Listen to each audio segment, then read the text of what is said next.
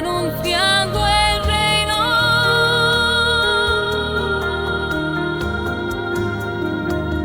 Cuando estén los fundamentos, cuando todo esté completo, confiaré a mis elegidos el anuncio de mi reino. Tu ministro y tu siervo, el Padre Robert Young, en comunión con la Iglesia, revelanos las verdades de tu fiat supremo. Extiende tu reino, Señor, extiende tu reino, extiende tu reino, Señor, extiende tu reino, extiende tu reino, Señor, extiende tu reino.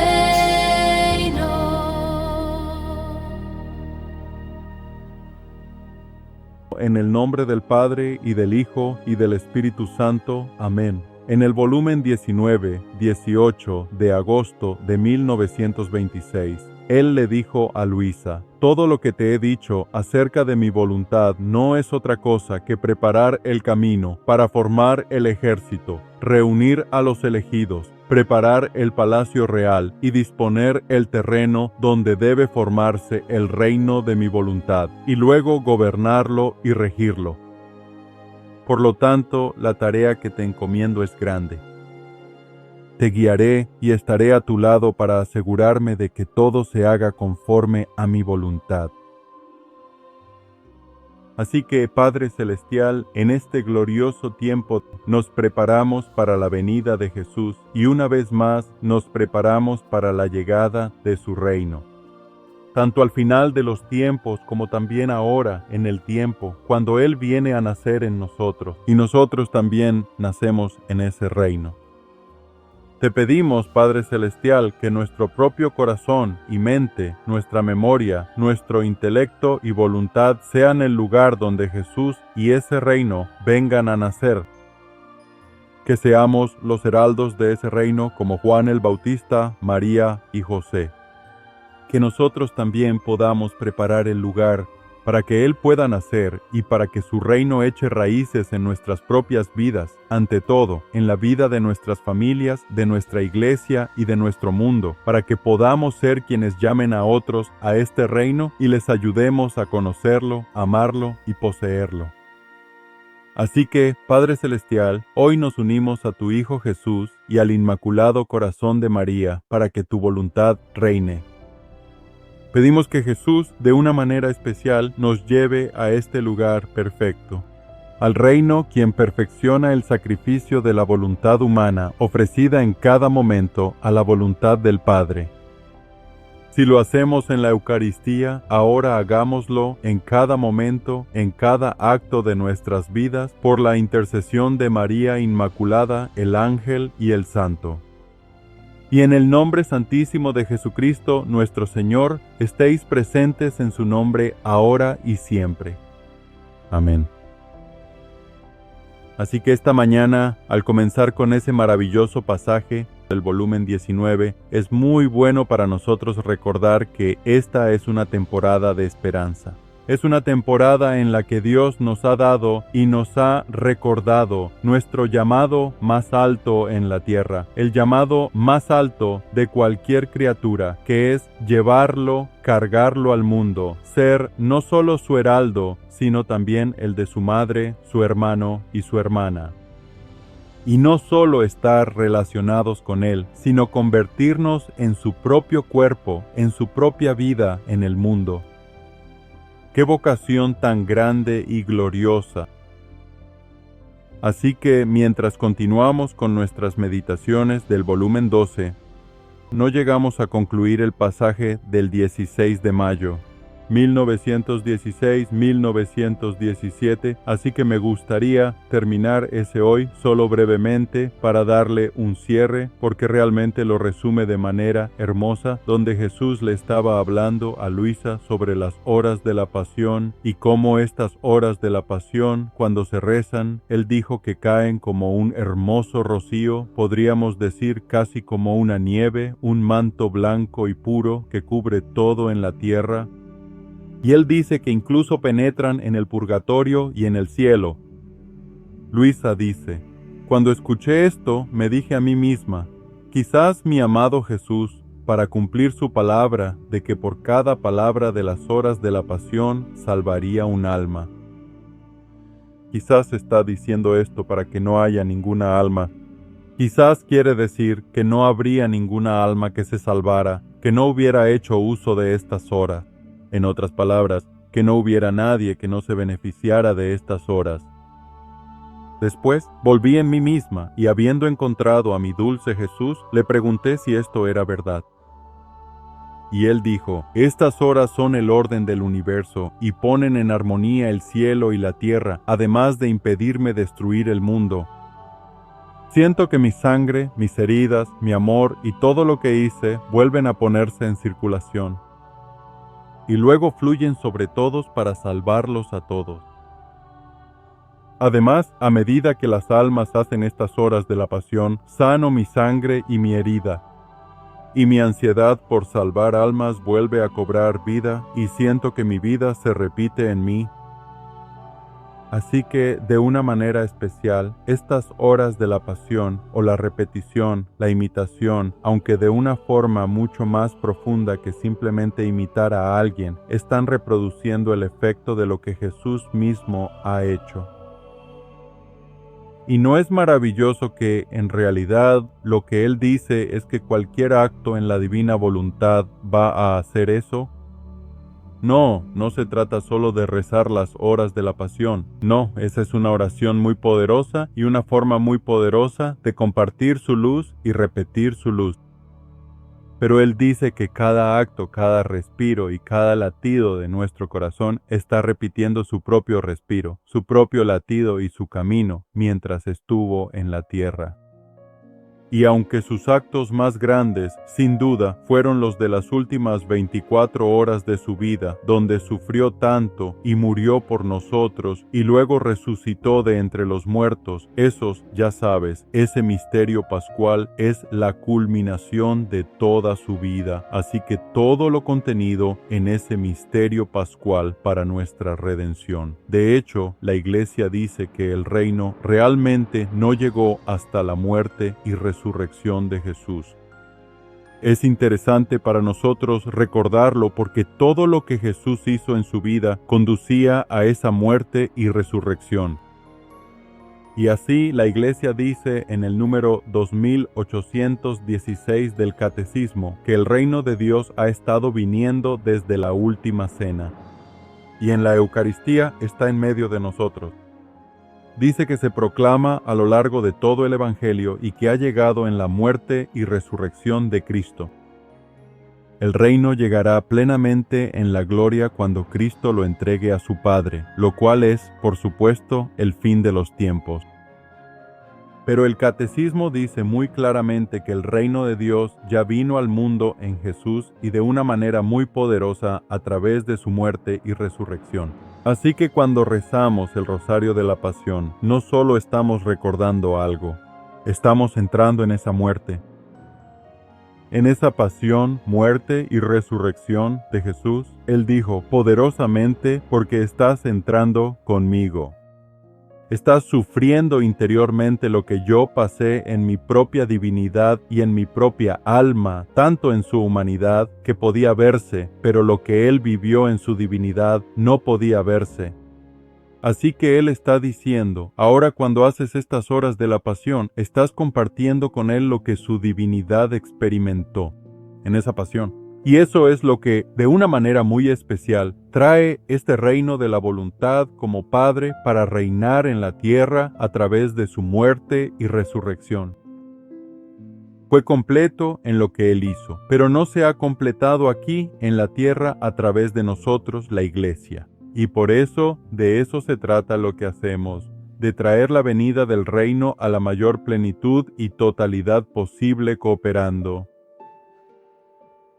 y repitiendo su luz con Él, haciendo que estos efectos de su luz, muerte y resurrección sean liberados una vez más en el mundo. Así que Jesús continúa diciendo y concluye: ¿cómo pueden las criaturas obtener algún bien si no es por medio de estos repartos? Es su pasión y muerte lo que trae este reino a su plenitud tanto como sea posible antes del fin de los tiempos. Jesús dice: ¿por qué lo dudas? Esto no es tuyo, sino mío. Tú solo has sido el instrumento limitado y débil. Sabes, cuando dudamos, olvidamos que Dios puede hacer lo que quiera. Y si Él quiere usar los dones de la pasión para apresurar la venida del reino de una manera tan increíble y magnífica, ¿quiénes somos nosotros para cuestionarlo? Y Él dijo: solo eres débil. Un instrumento débil, como acabamos de leer en el volumen 19, donde dice: por lo tanto, la tarea que te encomiendo es grande, pero yo te guiaré y estaré a tu lado para asegurarme de que todo se haga según mi voluntad y en su voluntad. Así que, aunque es una tarea enorme, es una tarea eterna, infinita, ninguno de nosotros podría jamás intentar lograrla por sí mismo, pero Él dice: si permaneces humilde y recuerdas tu nada y tu pequeñez, entonces Él dice: puedo usarte. Y tú solo vas a ser, ya sabes, Luisa ahí limitada por ella. Tu vida en cama, pero nosotros vamos a estar limitados de otras maneras. Todos estamos limitados por nuestra humanidad, por nuestra debilidad humana, nuestra personalidad, por nuestra historia, por las condiciones en las que vivimos. Pero Él dice: si tienes ese tipo de confianza, como San José, sabes que incluso podría hablarte en tu sueño y estás dispuesto a responder y hacer lo que te digo, entonces Dios va a actuar. Sabes, San José realmente no tuvo que hacer nada más que lo que se le decía. Solo tenía que seguir las instrucciones del ángel en su sueño. Y realmente eso es todo lo que tenemos que hacer. Simplemente hacer lo que se nos dice y aceptar el regalo. Primero, recibirlo y luego entregarnos a Él, tratar de aprender sobre Él, poseerlo, para que a través de nosotros Dios realice esta gran obra. La Madre Teresa solía decir: Teresa de Calcuta, yo solo soy el pequeño lápiz de Dios con el que Él escribe. Somos solo estos pequeños instrumentos, canales que Él ha atrapado en su oración. Yo diría que solo somos canales. Somos solo el conducto a través del cual Dios va a realizar cada una de sus grandes obras. ¿Y qué hay más grande que traer su reino para que reine en la tierra? Toda su misión, la misión de Jesús, fue traer el reino de la voluntad de su Padre para que reine en la tierra. Así que si compartimos esa misión con Él, debemos ser muy conscientes de nuestra propia nada e incapacidad sin Él. Así que, si continuamos con el 7 de junio de 1917, el siguiente pasaje, cuando Jesús encuentra que todas las cosas del alma le pertenecen, Él consume el alma en la unidad de sí mismo y solo el amor puede lograr esta unidad. Así que, Luisa escribe: encontrándome en mi estado habitual, me lamentaba con mi dulce Jesús por mis privaciones y le dije: ¡qué separación tan amarga! Separada de ti, todo se acaba. Quedo como la criatura más infeliz que podría existir. Entonces Jesús, interrumpiéndome, me dijo: hija mía, ¿qué separación entre tú y yo encuentras? El alma queda separada de mí cuando permite que entre algo que no me pertenece. Por lo tanto, cuando entro en un alma y encuentro que su voluntad, su deseo, sus afectos, su pensamiento y su corazón me pertenecen por completo, entonces la absorbo en mí mismo y con el Padre. Con el fuego de mi amor, licúo su voluntad en la mía y hago de ambas una sola. Licúo sus deseos en los míos, sus afectos y sus pensamientos. Luego, cuando he formado un solo líquido, lo derramo sobre toda la humanidad como un rocío celestial que forma tantas gotas de rocío como ofensas recibo. Estas me besan, me aman, me reparan y ungen mi herida abierta. Además, como siempre estoy en el acto de hacer el bien a todos, este rocío desciende para el bien de todas las criaturas. Si luego encuentro en el alma algo extraño que no me pertenece, entonces no puedo disolver su voluntad en la mía. Esto es porque solo el amor tiene la virtud de disolver uno en el otro y hacer de ellos uno solo. Son cosas semejantes que pueden intercambiarse y tienen el mismo valor. Por lo tanto, si en el alma hay hierro o espinas o piedras, ¿cómo podrían alguna vez ser licuados? Y entonces vienen las separaciones, la infelicidad que les sigue. Así que, si nada de esto ha entrado en tu corazón, ¿cómo podría yo separarme de ti alguna vez?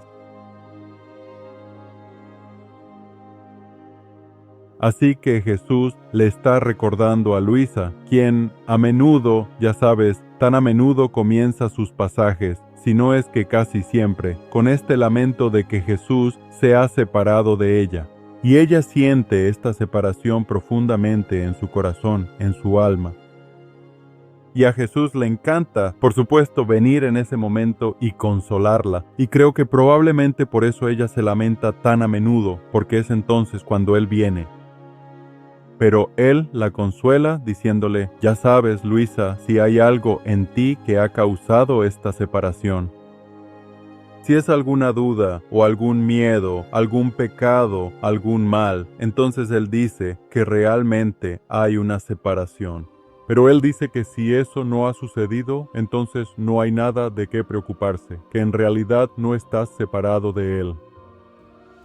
Así que dice que cuando encuentra nuestra voluntad y nuestros deseos, nuestros pensamientos y afectos, nuestros corazones perteneciendo a Él, es entonces cuando Él puede, ellos, en cierto sentido, porque no hay nada en ellos que nos pertenezca a nosotros, al mundo o a la carne, entonces Él dice, entonces puedo tomar esas cosas y absorberlas porque mientras sean uno con Él, son como un líquido que puede mezclarse con su propio cuerpo y sangre y con su propia alma y divinidad. Y eso es lo que Él quiere en nosotros. Él quiere encontrar nuestra voluntad, nuestros deseos, todos nuestros afectos y pensamientos completamente pertenecientes a Él. Y entonces, he aquí, cuando eso sucede, Él dice, lo derramo sobre toda la humanidad. En otras palabras, esto no es para ti. De nuevo, solo somos los instrumentos que Él va a usar para que esto suceda. Así que incluso cuando recibimos, ya sabes, este don, el don, de su propio ser, de su propia voluntad, la voluntad divina en Él, en realidad nunca se nos da solo a nosotros. Que en nosotros está la voluntad divina de recibirla, que luego quiere multiplicarla, extenderla, distribuirla, restaurarla a todos. Así que Él dice, la razón por la que hago esto no es solo por ti, aunque nosotros, por supuesto, también nos vamos a beneficiar, pero dice que, en última instancia, es para todos, para que cubra a toda la humanidad. Y así Él dice que si siempre está en el acto de hacer el bien, este rocío puede descender sobre todos para su bien. Y así, al continuar con el siguiente pasaje, una semana después, el 14 de junio de 1917, Jesús dice, el despojo del alma y la convicción de su nada permiten que Jesús actúe en ella. Este es el título de esto. entrada de diario. Todos estos son bastante cortos. Y así él dice, Luisa continúa en mi estado habitual. Estaba implorando a mi amado Jesús que viniera a mí para amar y orar, para hacer reparación, ya que no sabía cómo hacer nada por mí misma. A Jesús le encanta que seamos como niños pequeños que no pueden hacer nada por sí mismos ni por nuestra cuenta, sino que dependemos de Él para todo. Y entonces mi dulce Jesús, movido a compasión por mi nada, vino a mí para quedarse conmigo, para orar y amar, para reparar junto conmigo. Y luego me dijo, hija mía, mientras más el alma se despoja de sí misma, tanto más la visto de mí. Mientras más cree ella que no puede hacer nada, tanto más puedo yo hacerlo todo en ella. Siento todo mi amor y mis oraciones, mis reparaciones puestas en acto por la criatura. Además, para honrarme a mí mismo, observo qué es lo que ella quiere hacer. ¿Amar? Entonces salgo a su encuentro y amo junto con ella. ¿Quiere orar? Entonces oro junto con ella. En suma, su aniquilación, su nada y su amor que ahora me pertenecen, me atan y me obligan a hacer junto con ella todo lo que ella quiera hacer y le doy al alma el mérito de mi amor, de mis propias oraciones y de mi propia reparación. Con gran contento siento mi vida repetirse y hago descender nuevamente los efectos de mi obra para el bien de todos, porque no es el efecto de una criatura que está escondida en mí, sino que es mío. De nuevo, una hermosa descripción de lo que trata esta vida y la divina voluntad. Realmente no se trata de lo que hacemos, por supuesto, porque Dios no operará en este mundo sin nosotros, pero al mismo tiempo no se trata de lo que hacemos. Se trata simplemente de permitirle a Él venir y actuar en nosotros, lo que significa que primero recibimos lo que Él quiere hacer. Pero Él dice que cuando estás tan unido a mí, le dice a Luisa entonces, tenemos una sola voluntad, y por lo tanto, lo que tú quieras hacer, yo quiero hacerlo.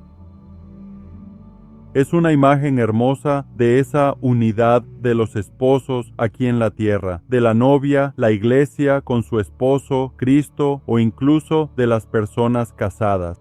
Sabes, el matrimonio es la mayor analogía que tenemos en la tierra para la unión, como dice San Pablo de Cristo con la iglesia. Y así, cuando un hombre y una mujer se entregan el uno al otro en el sacramento del matrimonio y sus vidas o sus voluntades se unen y se enlazan en ese sacramento de tal manera que lo que uno quiere hacer, el otro también lo quiere hacer. Y tal vez estoy hablando un poco idealmente aquí, pero espero y rezo para que el matrimonio llegue a ser eso para las personas en este mundo. Que su voluntad esté tan unida que deseen lo mismo, ya sabes, que tengan las mismas intenciones, los mismos afectos y el mismo deseo por las cosas. Por supuesto, siempre son individuos distintos y únicos, pero por el sacramento y por su amor mutuo, querrían lo que el otro quiere y por lo tanto estarían felices de hacer lo que sea la voluntad del otro. De nuevo, estamos hablando idealmente aquí, pero es un ideal maravilloso. Bueno, Jesús está diciendo que así es nuestra unión con Él, que aunque Él es Dios y nosotros solo somos criaturas, Él dice, si tu voluntad está tan unida a la mía, entonces yo haré lo que tú quieras. Si quieres rezar, rezaré contigo. Si quieres, ya sabes, recrearte, me recrearé contigo. No tiene que ser solo cosas santas o religiosas, sino que, sea lo que sea que hagamos, Él promete hacerlo con nosotros. Y luego dice, entonces estás repitiendo mi propia vida. Y tendrás todos los efectos que Él tuvo de su propia vida, muerte y resurrección.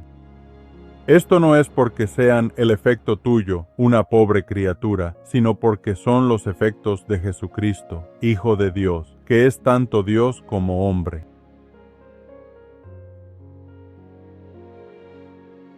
Así que el 4 de julio de 1917, unas semanas después, Luisa escribe: el dolor sufrido y el bien realizado son lazos de unión con Jesús.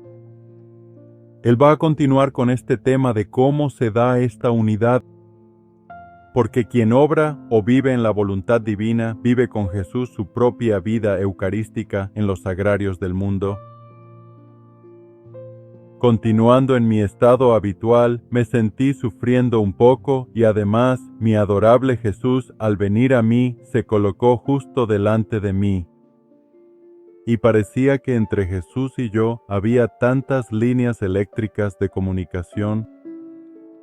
Y así Jesús me dijo: hija mía, cada dolor que el alma sufre es una comunicación más que el alma adquiere. Esa es una afirmación bastante poderosa.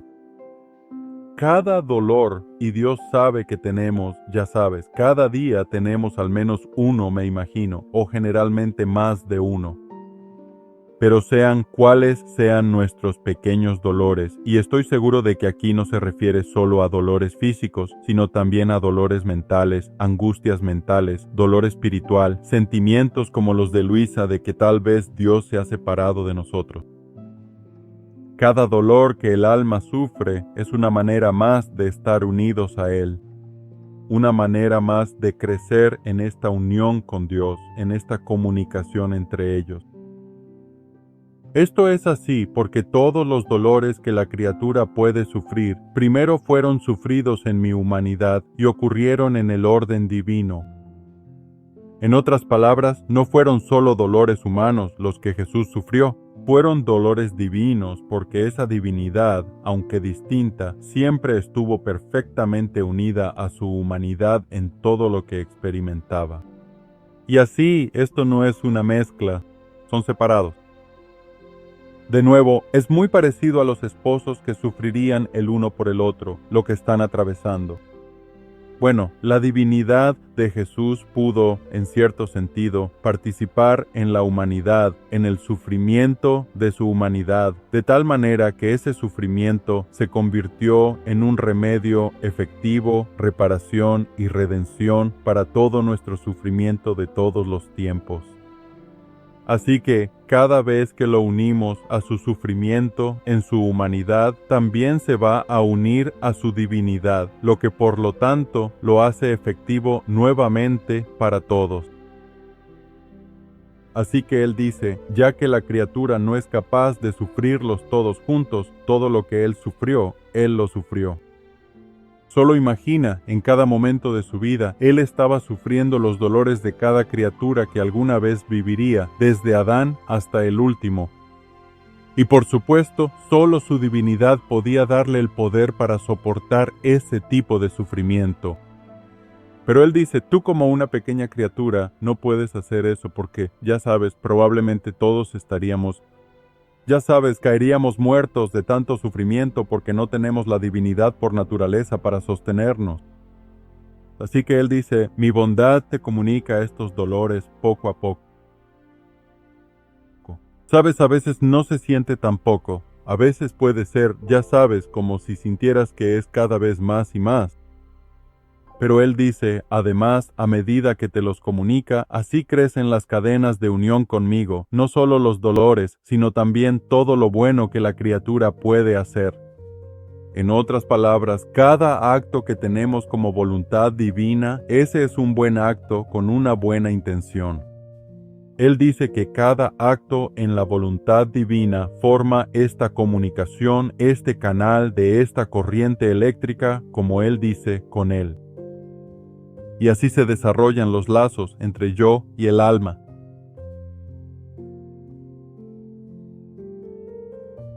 Otro día estaba pensando en el bien que tienen otras almas de estar frente al Santísimo Sacramento, mientras que yo, pobrecita,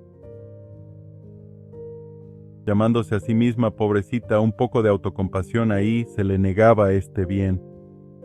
Y así Jesús, bendito Jesús, me dijo, hija mía, quien vive en mi voluntad, siempre permanece junto a mí en el sagrario y participa de todo mi dolor, del frío, de la irreverencia, y en todo lo que las almas hacen en mi presencia sacramental.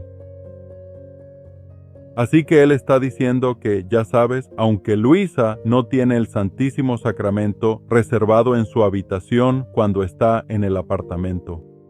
Ahora, durante 10 años, como sabemos, ella vivirá en el convento de las hermanas, las hijas del Divino Celo, quienes dirigen un orfanato.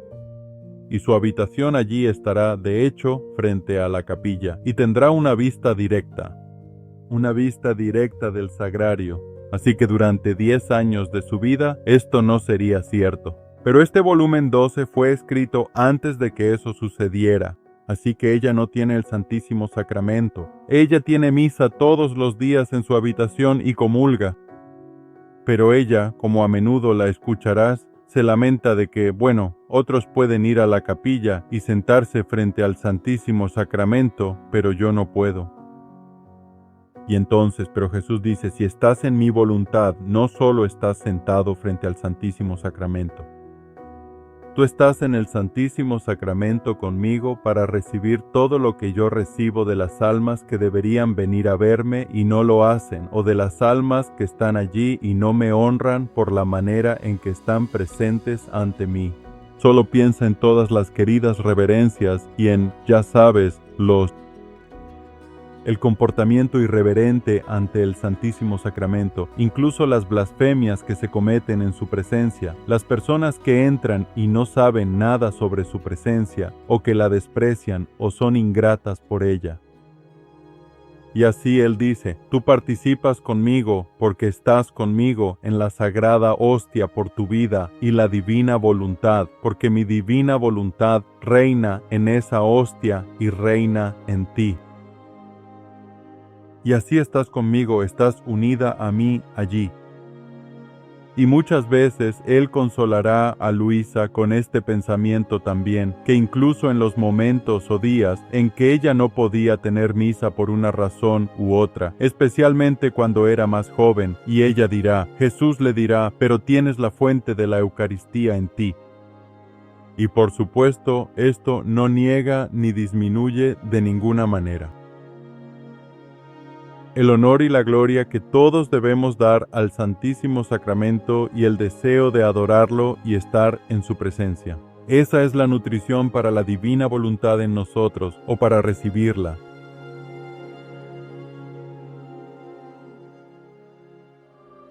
Pero al mismo tiempo, Él dice que cuando no puedas, aún puedes adorarme dentro de ti, porque estoy ahí a través de la inhabitación del bautismo.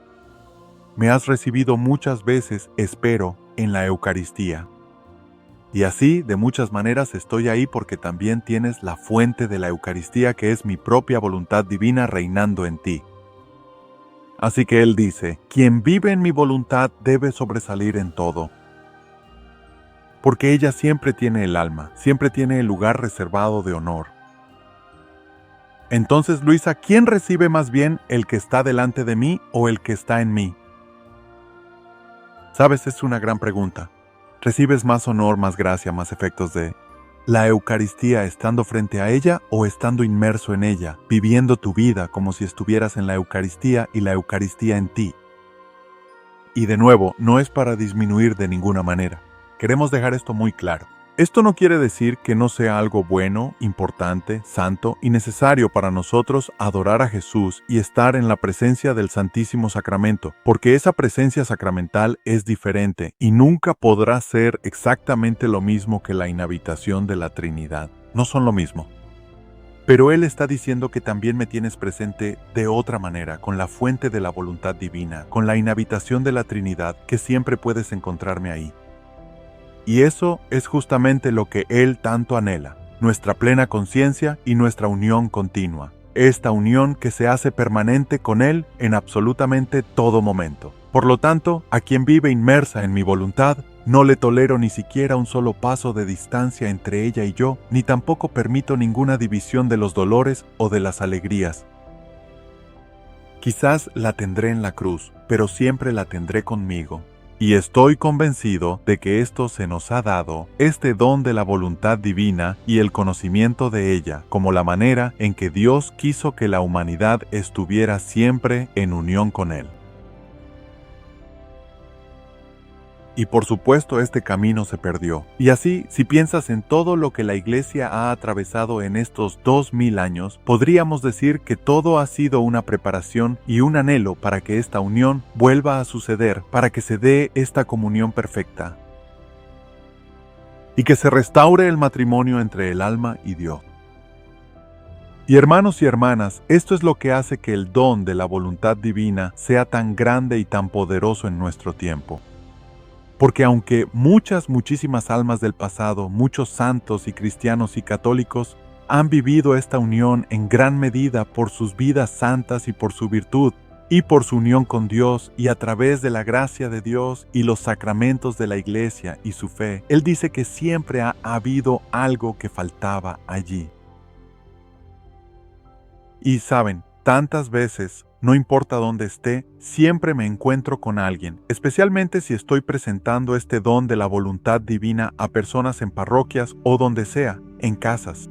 Y alguien dirá, ¿sabes? Siempre supe que había algo más. Había algo que faltaba.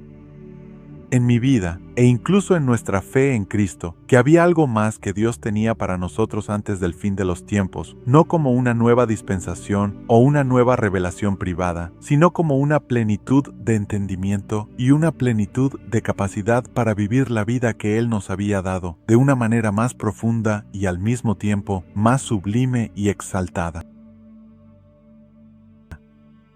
Que Dios nos ha llamado a vivir desde el principio, porque esto, nuevamente, es la esencia de la unidad del Creador con la criatura en el jardín del Edén.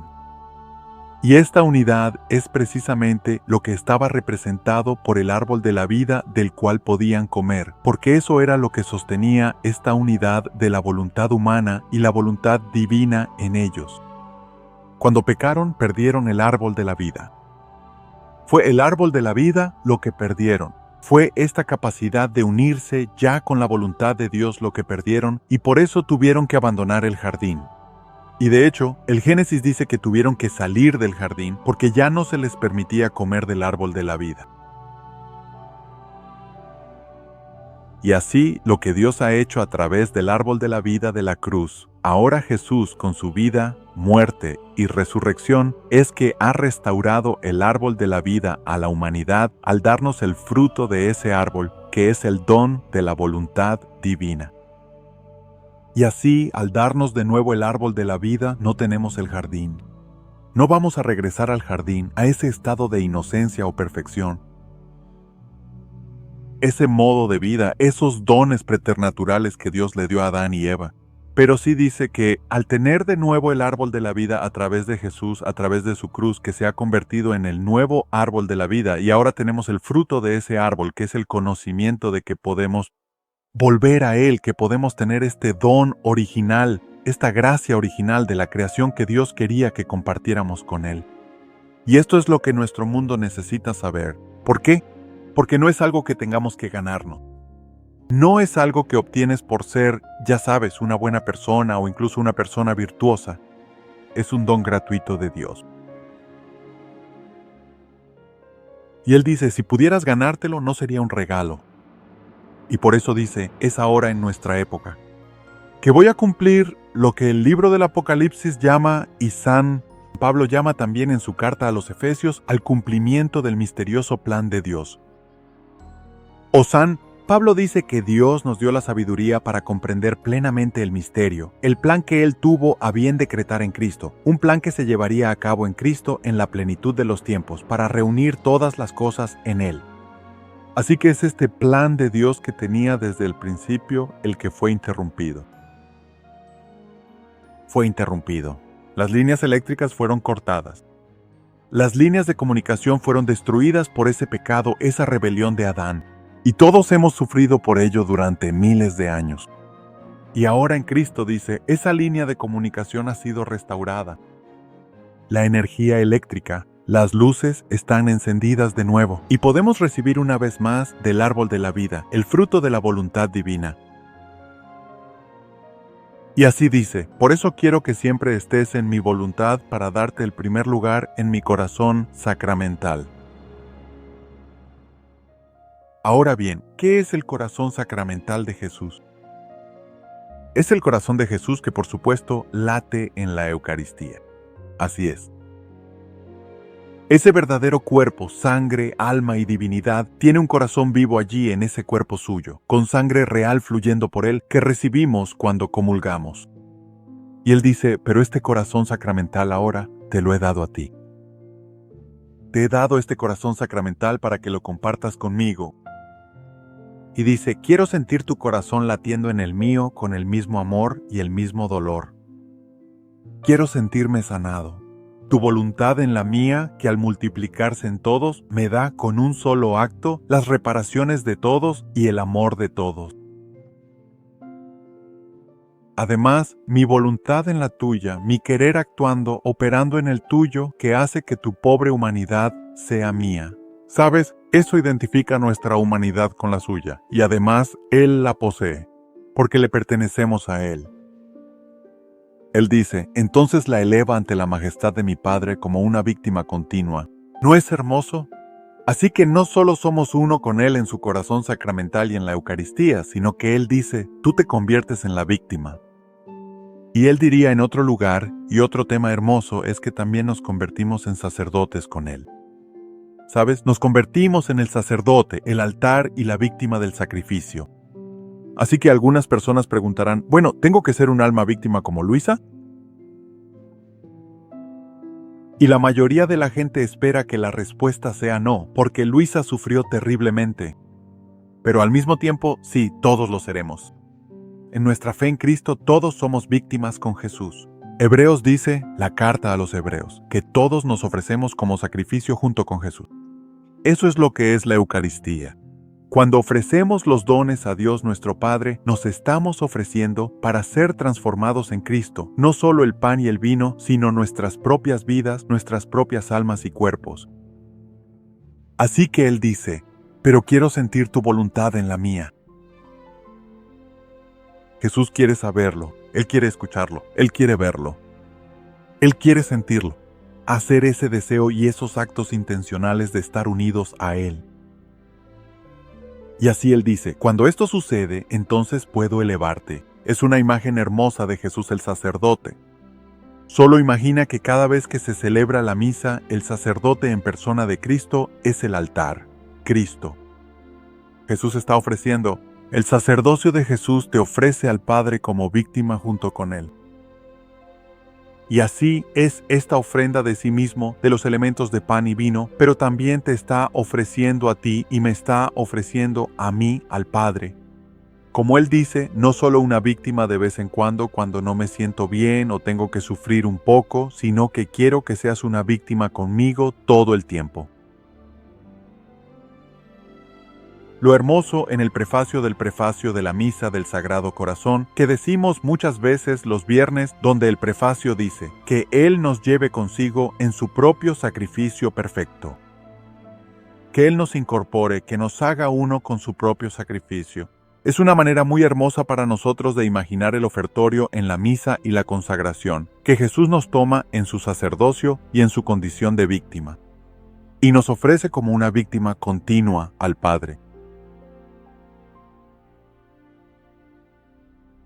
El siguiente pasaje es del 7 de julio de 1917, solo 3 días después.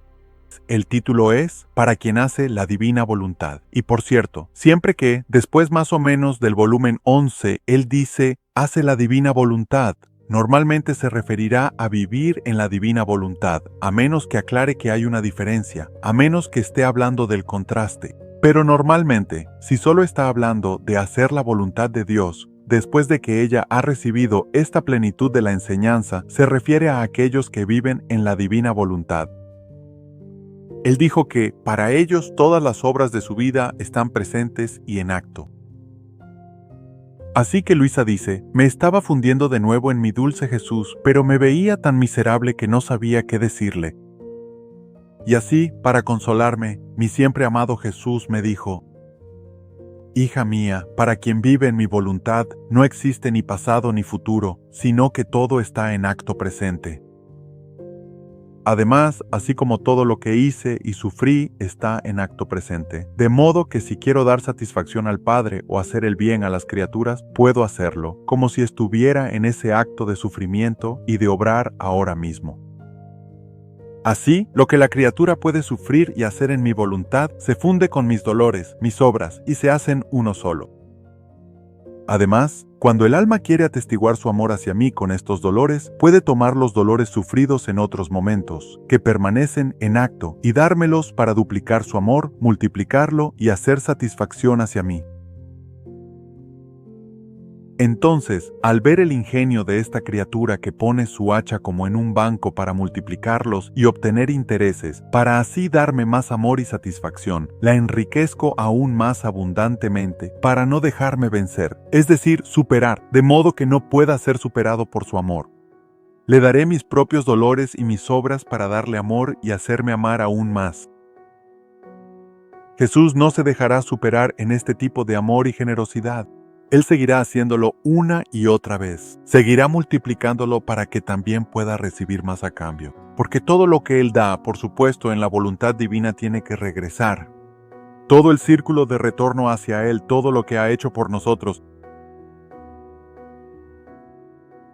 También es un pensamiento maravilloso, ¿no es así? Que esta idea de vivir en el presente la llamamos el eterno ahora. Jesús dice que, porque Él es un acto eterno de amor y su divinidad no existe en el tiempo.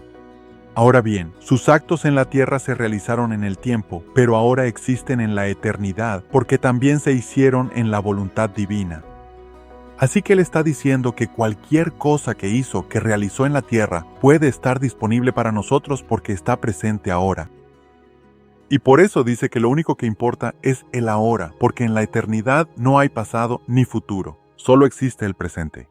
Pero Él dijo que si vives en el presente, estás viviendo en la eternidad. Es decir, si vives en este momento presente y dejas de preocuparte y angustiarte y sentirte culpable o lo que sea por el pasado, dice que entonces realmente puedes estar presente conmigo en la eternidad. Pero si te quedas en el pasado o quieres preocuparte por el futuro y lo que traerá, ya sabes, aunque sí, en el presente tenemos que hacer planes para el futuro. Pero Él dice que si vives tu vida en ese futuro a través de tu ansiedad y tus miedos, entonces dice no puedes estar en el presente. Y si no estás en el presente, no estás en la eternidad. Es así de simple. Así que decimos, vive tu vida ahora, vívela en el presente. Sabes, en la llamada tenemos esos 3 llamados o invitaciones de Jesús, María y Luisa a vivir en la divina voluntad. Jesús dice estas palabras y son tan reconfortantes. Él dice, ¿cómo podría alguien no apreciar lo que he hecho por ellos? Él dijo, ¿quién podría rechazar el regalo que traigo? Ahora mira, quiero que sepas que te amo tanto que incluso olvidaré tu pasado, tu pecado y tus vicios. Los enterraré en el mar de mi amor para que sean consumidos. Entonces podremos comenzar una vida nueva juntos completamente en mi voluntad. ¿Cómo podría alguien llegar tan lejos como para rechazar este regalo? ¿Sabes? Y esto es ciertamente el don de la misericordia que celebramos en la iglesia, en el sacramento, especialmente en la reconciliación. Pero también es el don que, una vez más, la voluntad divina es la fuente de esos sacramentos. Él dijo, si tienes la voluntad divina, tienes toda mi misericordia en esa voluntad de Dios y todas las formas en que la misericordia ha actuado, sabes, incluso antes de Cristo y ciertamente después de Cristo durante 2000 años. Lo maravilloso que hay que recordar cuando vas a confesarte es que no solo recibes gracias que, en cierto sentido, han sido merecidas para ti por Jesús, sino que puedes recibir todas las gracias que han sido merecidas para todos en la voluntad divina. Y por supuesto, sabemos que también podemos poner esas gracias a disposición de todos, pero para poder dárselas a todos, primero tienes que recibirlas por todos. Así que cuando voy a confesarme digo, Señor, quiero recibir esta absolución.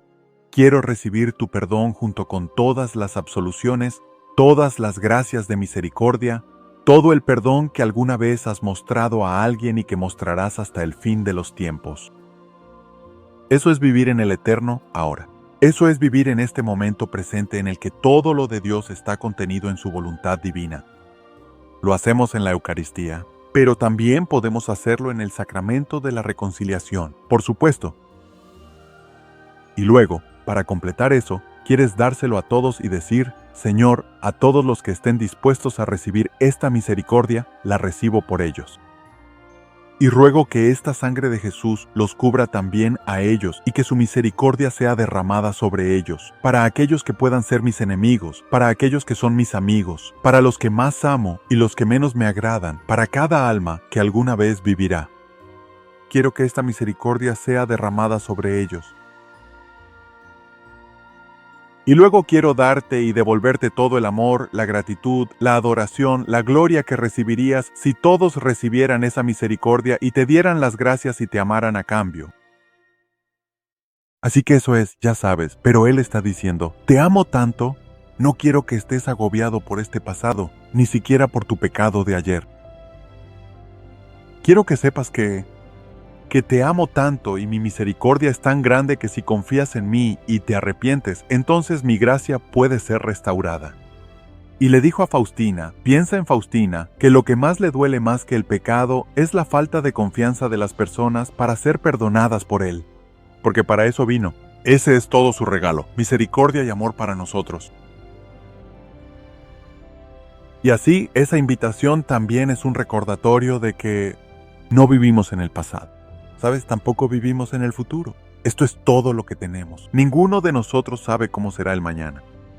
Y por eso Él dice: vive este momento. ¿Y quién, dice Él, vaya a vivir con Él en este momento presente? Entonces viviremos con Él todo lo que Él vivió en el momento presente. Y eso hace que ahora nuestros actos se vuelvan eternos con los suyos para que puedan ser entregados a todos los de todos los tiempos. De lo contrario, estamos haciendo actos humanos que están bien y son buenos y pueden, sabes, ciertamente podemos recibir el amor y el perdón de Dios, etc., en nuestra humanidad, solo por eso, por nuestra fe. Pero Él dice que no va a cumplir el propósito que yo quise que cumpliera.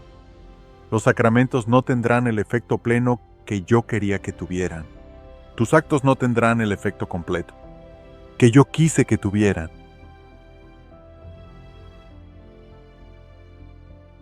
Así que creo que tenemos tiempo quizá para empezar uno más. Esto es del 18 de julio de 1917. Luisa dice: quien vive con la voluntad de Jesús y en su querer, vive en Él y a su costa. ¿Y por qué Jesús desea tanto que el alma viva en su querer? Continuando en mi estado habitual, traté de lanzarme completamente en la santa voluntad de Jesús. Esta fusión de la que hablamos, esta unión de nuestra voluntad con la voluntad de Dios. ¿Cómo se hace eso? A veces Luisa dirá: bueno, yo me estaba derramando.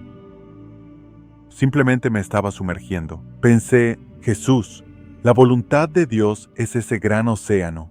Es una de las grandes imágenes. Y yo simplemente me estaba derramando en él para poder ser licuada en ese océano de la voluntad de Dios. Quiero ser uno con ella. Sabes, son solo imágenes que usamos en nuestro acto intencional de tratar de lograr eso. Y así le supliqué fervientemente que se arrojara por completo en mí, de tal manera que yo ya no me sintiera nunca más sola, sino que, en cambio, solo pudiera sentir la presencia viva de Jesús en mi interior. Y entonces el bendito Jesús vino y me dijo: hija mía, cuando el alma vive en mi voluntad y todo lo que hace lo hace en mi voluntad, la siento en todas partes, en todo. La siento en mi mente y sus pensamientos corren en los míos. Además, como infundí la vida del intelecto en las criaturas, ella se difunde junto conmigo en las mentes y pensamientos de las criaturas.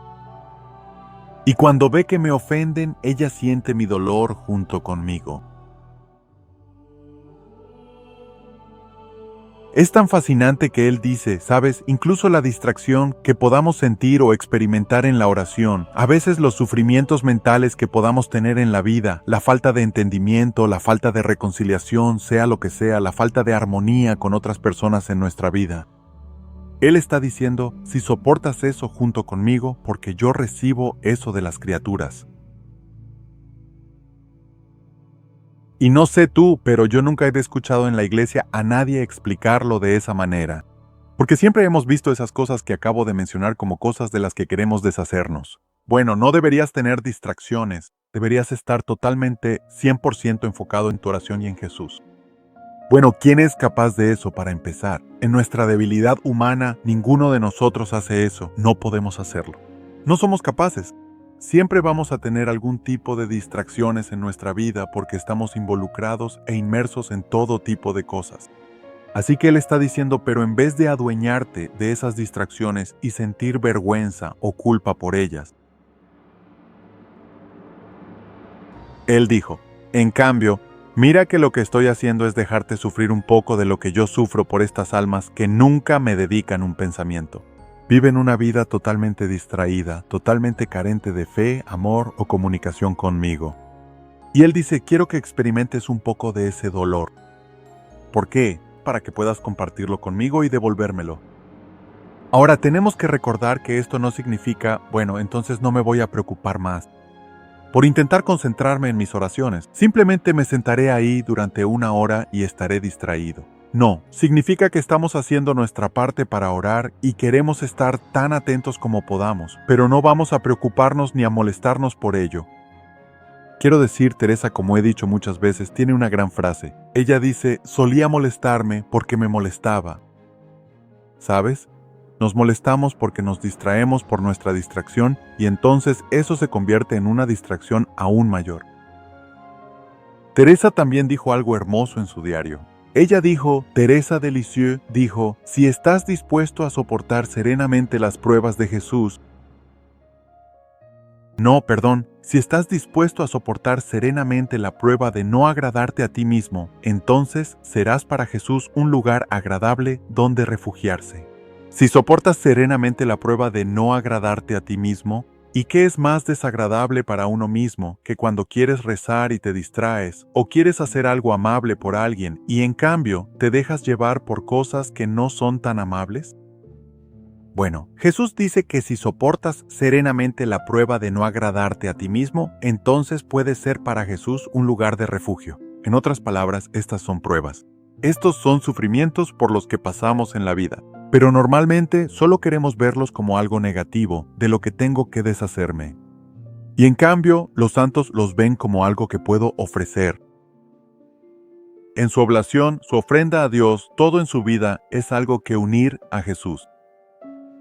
Y creo que eso es lo que Luisa y Jesús intentan enseñarnos a través de ella. Que no hay nada fuera del ámbito de la voluntad de Dios, excepto el pecado deliberado. Y entonces, cuando eso sucede, por supuesto, no puedes hacerlo unido a la voluntad de Dios, pero cualquier otra cosa, toda la debilidad humana que sufrimos en este mundo, en esta vida, puede unirse a Él y ponerlo en este reino de la divina voluntad. Él dice, siento su latido del corazón. Más bien, siento un doble latido en mi corazón. Y así, cuando mi amor desborda, ella desborda conmigo y ama conmigo.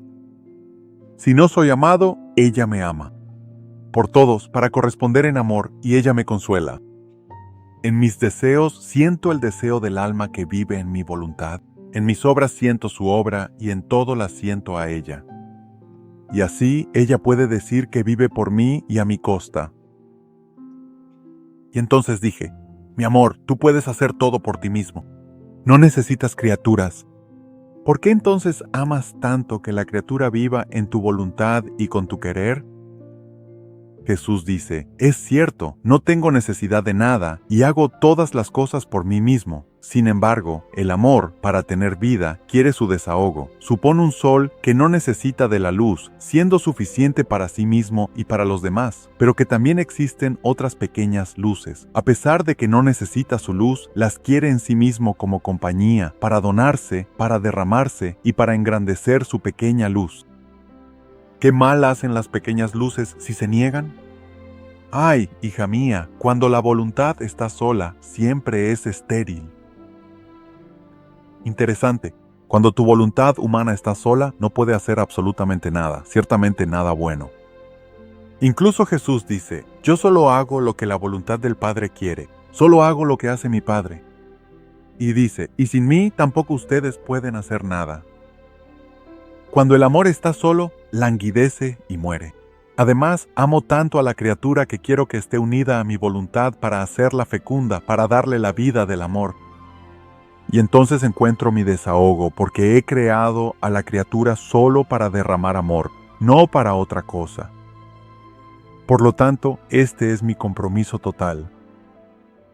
Así que, de nuevo, toda esta hermosa conclusión es por amor, para que Él nos ame y para que nosotros amemos a Dios a través de nuestro amor por Cristo y por los demás, como una manera de devolverle ese amor, de glorificar a Dios restaurando todo lo que nos ha dado a través del don de la voluntad divina.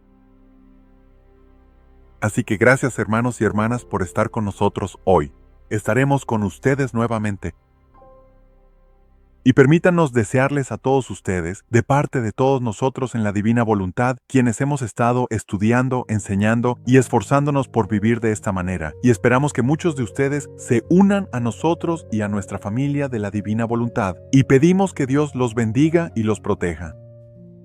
Que los mantenga con buena salud y paz mental, que les permita conocer su gran, eterno e infinito amor por ustedes en cada momento de su vida. Que Dios te bendiga y te guarde en ese cielo de su voluntad, Padre, Hijo y Espíritu Santo. Amén.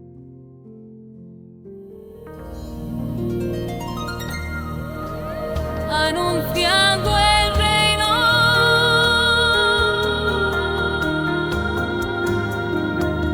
cuando estén los fundamentos, cuando todo esté completo, confiaré a mis elegidos el anuncio de mi reino. Tu ministro y tu siervo, el Padre Robert Young, en comunión con la Iglesia, revelanos las verdades de tu fiat supremo. Extiende tu reino, Señor, extiende tu reino, extiende tu reino, Señor, extiende tu reino, extiende tu reino, Señor. Extiende tu reino.